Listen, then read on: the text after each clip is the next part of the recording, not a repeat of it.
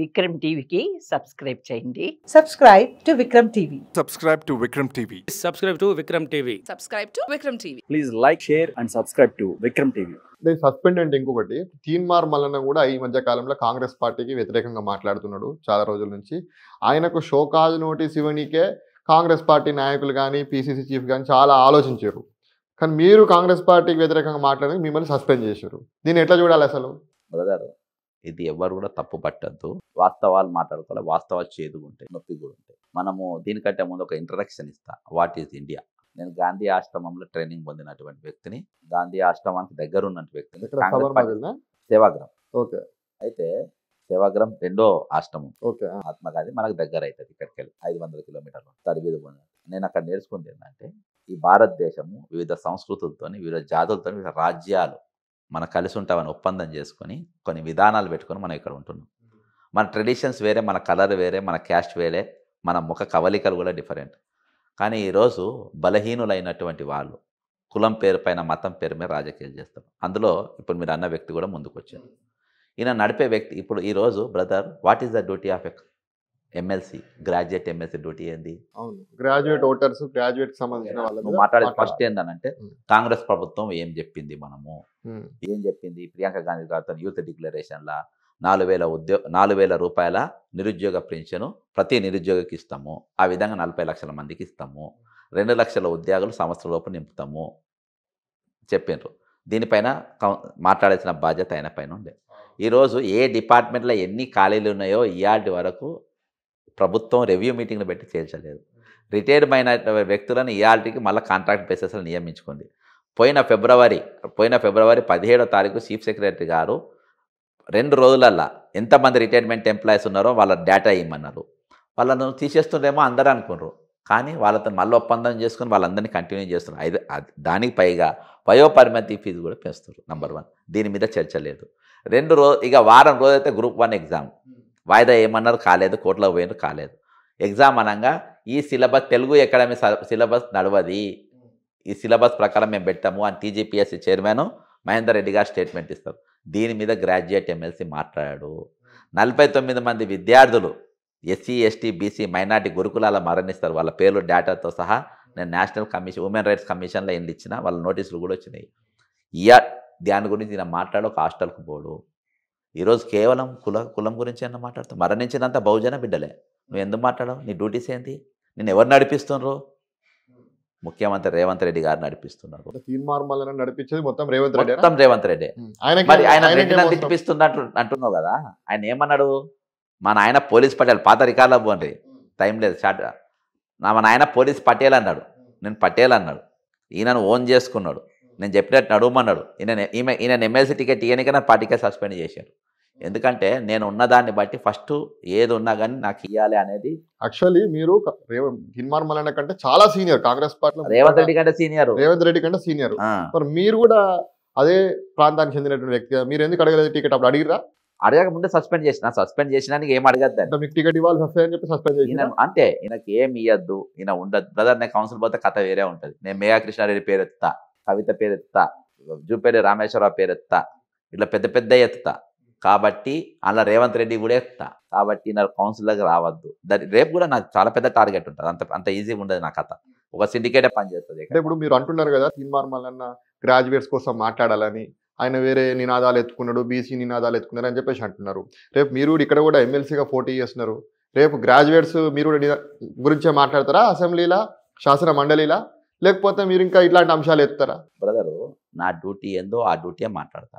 నా డ్యూటీ తెలంగాణ దోసుకున్న దొంగల గురించి మాట్లాడతాను. నేను టాప్ ప్రియారిటీ అన్ఎంప్లాయ్మెంట్, దానికి ఏ విధంగా ఇచ్చారు, దాని స్కిల్ డెవలప్మెంట్ నాకు నేను వికలాంగుల కోఆపరేటివ్ కార్పొరేషన్ చేసిన.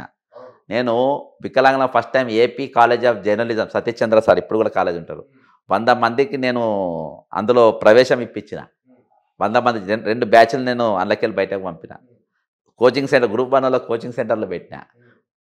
వికలాంగుల సకలాంగుల వివాహాలు చేసిన. అంటే నేను ఉన్న పరిధిలా నేను డిఫరెంట్ అప్రోచ్తో పనిచేసిన. ఏ రోజు ఒక రూపాయికి నేను ఆశపడలే. కరీంనగర్లో కూడా మా స్టాఫ్ ఉంటే మీరు ఎవరైనా అడగవచ్చు. ఆ రోజు 300 కోట్ల రూపాయలు రాజశేఖర రెడ్డి గారు నేను ఎప్పుడంటే అప్పుడు కలిసే ఇది. కేవీపీ రామచంద్రరావు గారు చీఫ్ అడ్వైజర్. ఆయన ఎప్పుడంటే నాకు అపాయింట్మెంట్ ఎప్పుడు ఎనీ టైం కలిసి కలిసిటోని ప్రభుత్వం నేను చెప్పినట్టు నడిచింది, అంటే మా శాఖల మా సలహాలు తీసుకున్నది. మేము అప్పుడు కూడా సిన్సియర్గా పనిచేసినాం బ్రదర్. అసొంటిది ఎమ్మెల్సీ అనేది దానికి ప్రత్యేకంగా 6 సంవత్సరాలు ఇచ్చిండ్రు. 6 సంవత్సరాలు ఎందుకు ఇచ్చిండ్రు? నువ్వు 6 సంవత్సరాలు ఎంజాయ్ చేయని కాదు ఇది. 6 సంవత్సరాలు నీకు ఎందుకు ఇచ్చిందంటే, నీకు ఆ ప్రభుత్వం ఉన్నా రేపు ఈ ప్రభుత్వం ఉన్నా నీకు ప్రభుత్వాలతో పని లేదు, ఏ ముఖ్యమంత్రితో పని లేదు. అందుకే నీకు సింబల్ కూడా పెట్టలే. అందుకని నీకు బ్యూటీ ఆఫ్ ఎమ్మెల్సీ ఏంటంటే సింబల్ కూడా పెట్టలే. ఇది పెద్దల సభ అంటారు. అంటే నీవు శాసనసభలు వచ్చింది కూడా నువ్వు అడ్డుకోవచ్చు, దానికి ఎదురు తిరగవచ్చు, దాని మీద చర్చ జరపవచ్చు.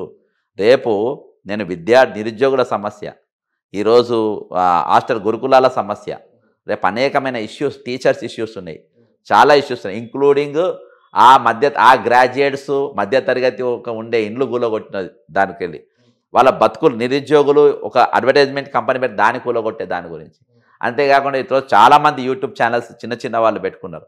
వాటికి కూడా ప్రభుత్వం ఒక ప్రోత్సహించి, అంటే ఒక జర్నలిజం లెక్క గుర్తించకుండా యాక్చువల్గా ప్రజలకు, ప్రభుత్వాలకి పెద్ద ఛానల్ ఈరోజు వారధిగా లేవు బ్రదర్. అవును, ఈరోజు యూట్యూబ్ ఛానళ్ళు ఉన్నాయి. యూట్యూబ్ ఛానల్ అని తోక ఛానల్ లెక్క ఈరోజు ముఖ్యమంత్రి అభివర్ణిస్తారు. యూట్యూబ్ ఛానల్ తోటి వచ్చింది కదా వాళ్ళ అధికారంలో. ఆయన ఏమన్నారు, యూట్యూబ్ ఛానల్ గురించి తోక ఛానళ్ళు ఇవి అని దాని గురించి మాట్లాడారు. ఈరోజు వాళ్ళను జర్నలిస్ట్ గా గుర్తించాల్సిన బాధ్యత ప్రభుత్వం పైన ఉన్నది. అర్థమైందా? కాబట్టి ఇటువంటి అవన్నీ కూడా యూత్, అవన్నీ అన్ఎంప్లాయ్స్, అవన్నీ గ్రాడ్యుయేట్సే. వాళ్ళకి సమాజం పైన స్పృహ ఉన్నది. ఈరోజు పెద్ద ఛానల్ ఏంటి బ్రదర్? నువ్వు ఆంధ్ర ఛానళ్ళు ఉంటాయి, తెలంగాణలో నువ్వు పెడతావు, ఆంధ్ర పాట పాడతావు, దువ్వార దువ్వెనాని, వాళ్ళిద్దరిని లపాకి తుపాకి, విజయసాయి రెడ్డి అక్రమ సంబంధాలు, బ్రేకింగ్ మళ్ళా చూడండి, కుటుంబ సహితంగా చూడండి అని చెప్పేసి పెట్టే లఫంగి ఛానల్ అన్ని హైదరాబాద్ లో పెడతారు, పాడేదేమో ఆన్ పాట. కాబట్టి ఈ రోజు నిజమైన జర్నలిజం, నిజమైన ప్రజలకు వారిదిగా అన్కట్ అన్ఎడిటెడ్ గా ఎవరు చూపెట్టగలుగుతున్నారు? 100% యూట్యూబ్ ఛానల్. అర్థమైందా? కాబట్టి వాళ్ళను ఈరోజు ఇటువంటి అనేకమైన ఇష్యూస్ ఉన్నాయి బ్రదర్. నా దగ్గర పేపర్ లేదు, పెన్ లేదు, ప్రిపరేషన్ లేదు. అర్థమైందా? మీరు పేపర్ పడితే అదే నేను ఏం లేదు. కాబట్టి ఈ రోజు వాస్తవికం అనేది ఏ విధంగా చర్చ జరగాలి, ఏ విధంగా హుందాగా ఉండాలి, ఏ విధంగా బ్రదర్ ఇంట్లో దయచేసి నేను ఇంట్లో వీళ్ళ చెప్తున్నా, అన్ని ముందు పెట్టుకోండి. మీరు నా కులపోడా ఆలోచించకండి, అది మీ మానసిక వీక్నెస్కు. నా మతమోడా ఆలోచించకండి, మీ ఆలోచన విధానానికి వీక్నెస్. వీడు ఆర్థికంగా నాకు రూపాయి ఇవ్వగలుగుతారా అన్నది ఇది రేపు తెలంగాణ భవిష్యత్తును నిర్ణయించేది. నేను 4 జిల్లా వాళ్ళు నాకు ఓటేస్తారు, కానీ నేను 33 జిల్లాల గురించి నేను మాట్లాడతాను. ఎందుకంటే నాకు భద్రాచలంకి వెళ్ళి మొదలుపెట్టి ఇక్కడ ఆలంపూర్ వరకు నాకు అవగాహన ఉన్నది. ఇక్కడ ఆదిలాబాద్కి వెళ్ళి మొదలుపెట్టి నాగార్జున సాగర్ వరకు నాకు సమస్యలపైన అవగాహన ఉన్నది. ఈరోజు అనేకమైన బ్రదర్ ఇక్కడ నాకు ఇవాళ 51 ఇయర్స్ నాకు, నేను ఒక 10 సంవత్సరాలు చేయగలుగుతా కావచ్చు అంతే. ఈ లోపు నాకు కొత్త రాజకీయాలు, నాకు ఇక రాజకీయాలంటే నా కొడుకు రావాలి, నా బిడ్డ, కొత్త రక్తం అంటే ఏందనుకుంటున్నావు? నా కొడుకు రావాలి, నా బిడ్డ రావాలి, నా మనవరు రావాలి, నా బామ్మర్ది రావాలి. బ్రదర్ ఇది రాజకీయమా, వారసత్వమా? ఇది ఏందన్నట్టు? ఎవడు పడితే వాడు ఎట్లయితాడు? ఈరోజు నీకు బిడెన్ చేసిండు, ముఖ్యమంత్రి రాష్ట్రపతిగా చేసిండు, ప్రెసిడెంట్ ఆఫ్ అమెరికా దిగిపోయిండు, ఆయన పని ఆయన చేసుకుంటుండు. బిల్ క్లింటన్ చేసిండు, ఆయన పని చేసిన ఆయన వెళ్ళిపోయాడు. ఇలా మళ్ళీ ట్రంప్ వచ్చిండు, ఆయన డ్యూటీ అట్లా ఎవరు డ్యూటీ వాళ్ళు చేసుకుని వెళ్ళిపోవాలి. నా కొడుకు, నా బిడ్డ, ఏంది నాన్సెన్స్? రేపు విద్యార్థులు, సమాజం పైన అవగాహన ఉన్నోళ్ళు, సమస్య పైన అవగాహన ఉన్నోళ్ళు వాళ్ళు రాజకీయాలలో రావాలి. ఇవాళ విద్యార్థుల రాజకీయ పార్టీకి నేను నిలబడే ప్రధానమైన కారణం ఏంటంటే, రేపు రాజకీయాలకు యువతని ఈడ్చుకొని వస్తా. మీకు ఇష్టం ఉన్నా లేకున్నా సమాజానికి మీ కాంట్రిబ్యూషన్ అనేది అవసరం. మీరు లేదంటే దొంగలు వస్తారు, లంగలు వస్తారు, 420లు వస్తారు. ఈరోజు కరప్షన్ వేస్తారు, 10 లక్షల కోట్ల అప్పు రేపు దగ్గరికి పోతాం. ఇప్పుడు 8.5 లక్షల కోట్ల అయింది. ఇవాళ మనం ఆత్మగౌరవంతో ఏం సాధించుకున్నాం ఈ తెలంగాణలో? అన్ని పోయినాయి బ్రదర్, నీళ్లు పోయినాయి, నిధులు పోయినాయి. ఈరోజు 8.5 లక్షల కోట్ల అప్పు. ఆంధ్ర వాడు పోత 16,000 కోట్ల మిగుల బడ్జెట్తో తెలంగాణ ఏర్పడితే 8,50,000 కోట్ల రూపాయలు దేనికోసం అప్పైంది? ఈ అప్పు ఎవడు కట్టాలి బ్రదర్? ఇయాటి కూడా 10 లక్షలు కాదు, 20 లక్షల కోట్ల అప్పైనా కానీ కట్టే సామర్థ్యం ఈరోజు తెలంగాణకు ఉంది. నేను కరీంనగర్లో కూర్చున్నా, కరీంనగర్ మాఫియా గురించి చెప్తా, మైనింగ్ మాఫియా. కరీంనగర్ గురించి అర్థమైందా మీకు? ఇక్కడ లాంగిట్యూడ్ లాటిట్యూడ్ లేకుండా మీకు టెండర్లు వేస్తారు, వాళ్ళకే వస్తాయి, వాళ్ళకే రింగులు అవుతాయి, గ్రైనైట్ టెండర్లు వాళ్ళకే వస్తాయి. దీనిపైన దాదాపు 750 కోట్ల రూపాయలు నష్టం. నంబర్ 1 ఇక్కడ కాదు, ఇంక్లూడింగ్ సున్నపు గన్ల కూడా ఇది నడుస్తుంది. రెండవది దాదాపు రెండు కొడితే 1,500 కోట్ల రూపాయలు నష్టం. రెండవది హైదరాబాద్ రింగ్ రోడ్డు IRB కంపెనీకి ఇచ్చిండ్రు, దాని మీద రేవంత్ రెడ్డి గారు విజిలెన్స్ చేసిండ్రు. దాని ఆదాయం ఈరోజు రోజుకు 3 కోట్లు. పండుగలు సెలవులు వస్తే రోజుకు 4 కోట్లకి 5 కోట్లు. ఈరోజు అది నష్టంలో పోతుందని చెప్పేసి ఆ రోజు రేవంత్ రెడ్డి గారు ముఖ్యమంత్రి గురించి మాట్లాడారు. ఈరోజు దాన్ని ఎందుకు రద్దు చేస్తారు? రెండవది. నంబర్ 3, ఈరోజు 201 నిరుద్యోగులు పెట్టుకున్నటువంటి అడ్వర్టైజ్ కంపెనీలు 201 కేవలం 4 కంపెనీలకి ఎందుకు వస్తాయి? అందరికి రావాలి కదా. దానిపైన 500 కోట్ల రాబడి ఒట్టి హైదరాబాద్ జిహెచ్ఎంసీకి. స్టేట్ మొత్తం చూస్తే దాదాపు 15,000 కోట్ల రాబడి ఒట్టి అడ్వర్టైజ్మెంట్ కంపెనీల మీదనే వస్తాయి. ఈరోజు రెవెన్యూ నువ్వు కూలగొట్టిన ఇండ్ల వల్ల ఇలా రియల్ ఎస్టేట్ వల్ల రెవెన్యూ పడిపోయింది. దాని రెవెన్యూ నువ్వు ఒక పద్ధతి ప్రకారం బ్రదర్ చెరువుల పునరుద్ధరణ అనేది 100% ఇంపార్టెంట్. కానీ దానికి ఒక పద్ధతి అనేది ఉంటుంది. దానికి నువ్వు హోమ్ డిపార్ట్మెంట్ కలుపుకోవాలి, రెవెన్యూ డిపార్ట్మెంట్ కలుపుకోవాలి, రిజిస్ట్రేషన్ డిపార్ట్మెంట్ కలుపుకోవాలి, ఇరిగేషన్ డిపార్ట్మెంట్ కలుపుకోవాలి. వీళ్ళందరితోని చెరువు ఎంత ఉండే, ఎవరు పర్మిషన్ ఇచ్చింది, ఎందుకు పర్మిషన్ అనేది ఒక లెవెల్ ప్రకారం నువ్వు పోవాలి. పోయినాక అప్పుడు రిజిస్ట్రేషన్ పైసలు నీకు వచ్చినాయా వాళ్ళకి ఇచ్చేసి. కూలిపోయిందా, ఎంత కూలింది, 2014 చట్టం ప్రకారం ఎన్ని రోజులు ఉన్నారు ఇంత వాళ్ళకి ఇచ్చి. వాళ్ళ బ్యాంకు లోన్ ఉన్న బ్రదర్ ఒక ప్లాన్ ప్రకారం ఉండాలి.